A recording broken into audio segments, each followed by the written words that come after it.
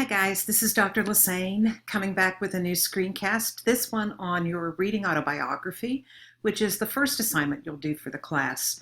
Um, there's information on the reading autobiography in your syllabus and also here at Live Binder. And I think it's basically self-explanatory, but I want to kind of walk you through it a little, show you some options in terms of completing it. Basically, this is you're telling me how you have grown as a reader from the time you were very young to where you are today, probably as a classroom teacher or as a librarian in some cases. So start with your earliest memories of reading. What do you remember reading when you were a child? Do you have memories of parents or siblings or other family members reading to you? Are there experiences that you remember? Your first visit to the library or the first time you got to buy your own book? Are there other kinds of memories that you attach with your childhood? Then move on to your school time. Include, by the way, both positive and any negative kinds of memories you want to put in here as well. So what was early elementary reading like? What was it like when you moved to middle school, to high school, to college? And finally finish up with, so what do you read as an adult? What do you read as a teacher? How do you convey your love of reading to your students? So there are some guiding questions here to help you remember the kinds of things that I want you to tackle. And I want you to understand that you can do this assignment either as a traditional essay, just flat out, the first thing I remember about reading is, and kind of take it from there. That's perfectly acceptable. Or you can try some alternative kinds of things as well. One of the websites that I like is called When in Time, and it allows you to create a timeline. It is free. It's at whenintime.com. So ask for some basic information here. What is the title? In this case, My Life as a Reader.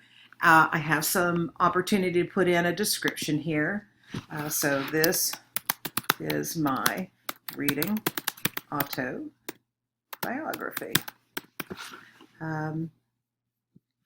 I can say who can see all this. And of course, we do want this to be visible to everyone, but we only want me to be able to, myself to be able to edit it. And then click Create Timeline. And it'll say, okay, it's created. It doesn't have anything in it yet.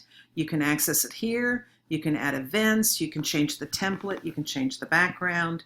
And so when you go to your timeline, you can see it's absolutely blank.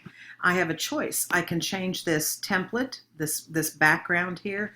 I can design it to look in any way I want, and so you can find all of the information that you need here at this website. You might also want to do a s'more. And again, this is s'more.com. It is a website application. You can use it for free. You can certainly upgrade as well. And a s'more frequently has been used, the way I've seen it, for newsletters and flyers and brochures, but it also works well for something like this, for your reading autobiography, because you can set it up with that headline, reading autobiography, subtitle, you can put that in there, and then you can add features. You can add book covers, and by the way, that's kind of one of the nice things about using When in Time and s'mores. So you have an opportunity to use different kinds of applications as you see fit. This is a Padlet you might create.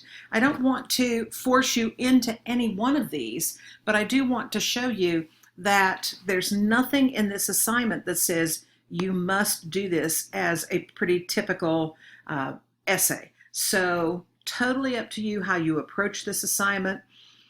PowerPoints, Prezzies, you could do that, but honest to Pete, I really would rather that you try something else. It's very difficult in a Prezi especially to get the amount of information in that you need. So one of the things to keep in mind about the reading autobiography is this: specifics, specifics, specifics, specifics. I want to know titles, I want to know authors, I want to know series, I want to know people. I want to know specific memories. Don't say, Reading in my childhood was fun. Reading in my middle school years, not as much fun. I really didn't like reading in high school. That tells me very little. So be as specific as you can. If you want to see some examples, you can access the past textbook for the course, Making the Match. It has some examples in it. But basically, it's your reading autobiography, and providing you an example is probably not very helpful because you will have your individual thoughts and feelings that you bring to this assignment. I look forward to learning about your life as a reader. Thanks.